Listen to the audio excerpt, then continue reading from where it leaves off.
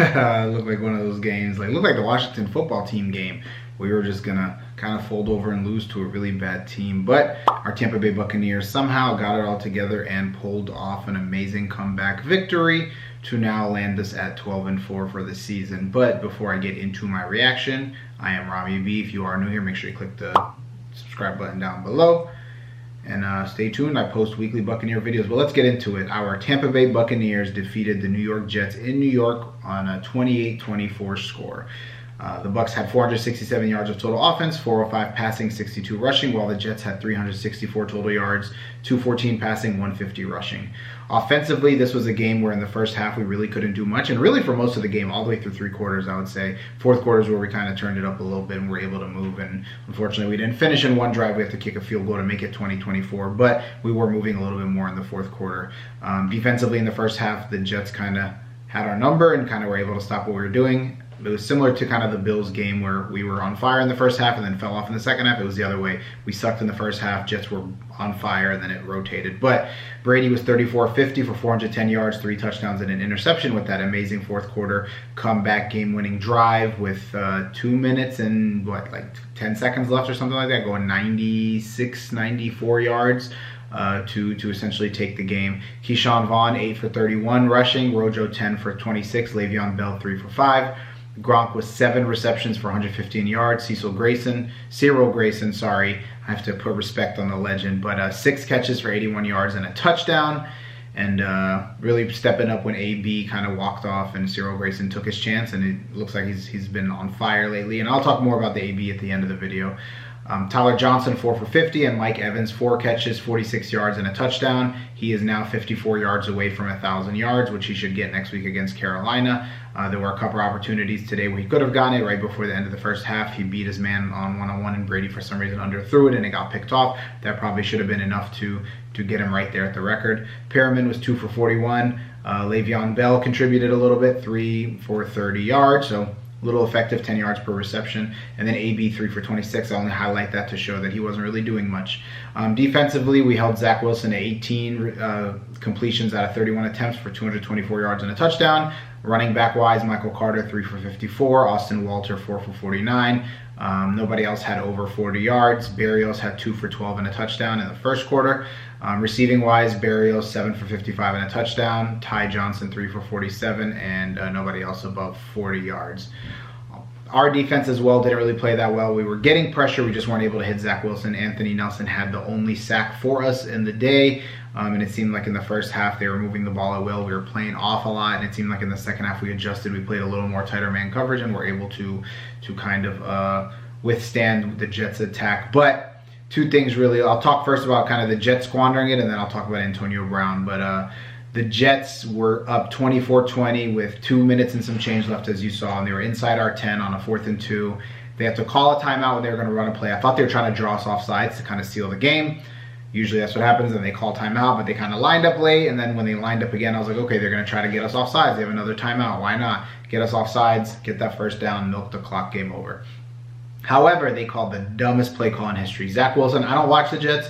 I don't know if Zach Wilson is a good QB sneaker like Brady, but 4th and 2 feels like a really long way to sneak, especially when they were in a goal line formation. We were in our goal line formation. We had a lot of big bodies on the line. The chances of him converting that were really, really low. And as you saw, he kind of took the ball and then went, 3 inches forward, if that. So thank you, Robert Saleh. I support him just because he is the first Arab American / Muslim head coach in the NFL. So always going to support him and root for him. But thank you for that, because that decision, I get what you're trying to do. You're just trying to end the game. But you knew the chances, if you just kicked a field goal, would have been a 3-point game. We went down and scored, and then we would have just kicked an extra point, tied it, and went in overtime. However, I think he's trying to, prove to his team that he's here to win and all of that. Fine, but you should have chose a better play call. If you don't get the conversion on a good play call, that's fine. Like you have some trickery or something like that, and you don't get it, that's different than calling a really bad play call that wasn't going to get it. And then of course Brady let us down. And I was a little worried on that drive because I took a full minute to go from the 6-yard line to the 35-yard line, and I was like, we have no time left. And then we started getting chunks after that, and then obviously Cyril Grayson ended up winning the game for us, and he's been really impressive lately. He's been stepping up the last couple of weeks. I know against the Saints on Halloween he had that 50-yard wide open touchdown. the defense kind of shadowed Evans and Godwin and ran with him, and he just went right past them. But these last couple of weeks, he's been balling out. Last week against Carolina, he had right before the half, he had that like 60-yard, 50-yard pass to take us down into the red zone and all of that. So definitely good stepping up on his part. Why? Because AB took off his pads, took off his stuff, left the field. Luckily, didn't cause us a penalty. It's AB, so he might have, not cared and would have, if he did get us a penalty or not, he didn't care. But allegedly, based on tweets and stuff, I don't know if the press conference is out yet, there's been talks that he was mad that he was on a limited snap count, and that is because he re-aggravated his ankle last week. So him and Evans were both on snap counts because of Evans' hamstring. And it seems like he wanted to get his incentives. I think he was like 11 catches away from an extra $350,000, and I think like 1 or 2 touchdowns away, and I think he was just mad that he wasn't getting the snaps. But I think now officially it's over for Antonio Brown. I don't think we cut him, because if we do, the Rams or the Packers are going to pick him up and they're going to play him, because again, someone that talented is going to get chances. But what I think we should do, if I was Bruce Arians, is I suspend him, fine him, suspend him, 2 weeks, 3 weeks, whatever, and then keep him inactive. Do not play him. That way he's on the team. He's not playing, so he can't really hurt us on the team. If he's inactive, I don't think he has to dress or even travel with the team. And then on top of that, he can't go to an NFC rival and essentially bite us in the playoffs for a win. So we'll see what happens with that. Definitely, there's a difference between having problems off the field, but then when you're on the field and you're like turning your back on your brothers, these are the people you come to work with, you die for on the field, you all want a Super Bowl together, there's obviously a bond and camaraderie. It happened when the offense was on the field, so Brady wasn't there to maybe alleviate some of the tension, and I'm sure if Brady was on the sideline, he could have chilled AB out, but he didn't. I saw the videos. Mike Evans went up to him and kind of pulled his pads down and tried to keep him there, but even Mike Evans at one point was like, I'm not getting involved with this, stepped away. So definitely a bad look, and I think AB is done playing for the Bucs. He's not getting any more snaps the rest of the season.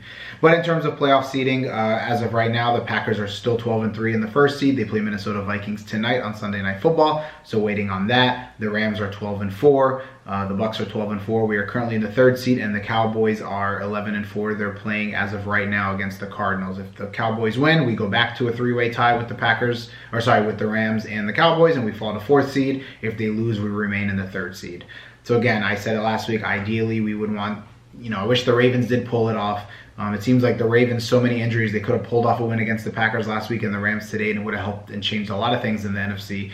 But they didn't. So our only hope is the Rams losing to the 49ers next week, which is 49ers, I think, already blew them out earlier in the season. But yeah, ideally we would want a 2-way tie with the Cowboys for second place, because we'd win the head-to-head. A tie head-to-head with the Rams, we lose that because they beat us head-to-head, and then a 3-way tie with 3 or 4-way tie with any combination of Packers, Rams, and Cowboys, we lose because all 4 of our losses are NFC, and we lose the NFC conference record. So yeah, that's it, Bucs Nation. It's a bad team we played.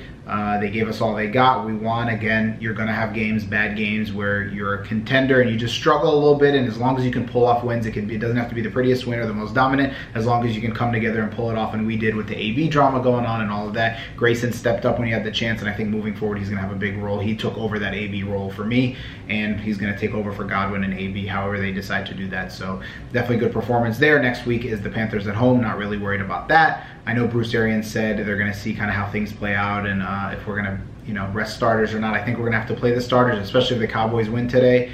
And it's a 3-way tie. We're in the fourth seed. We're definitely going to play starters, because the Rams, again, like I said, could lose to the 49ers, and the Cowboys could lose.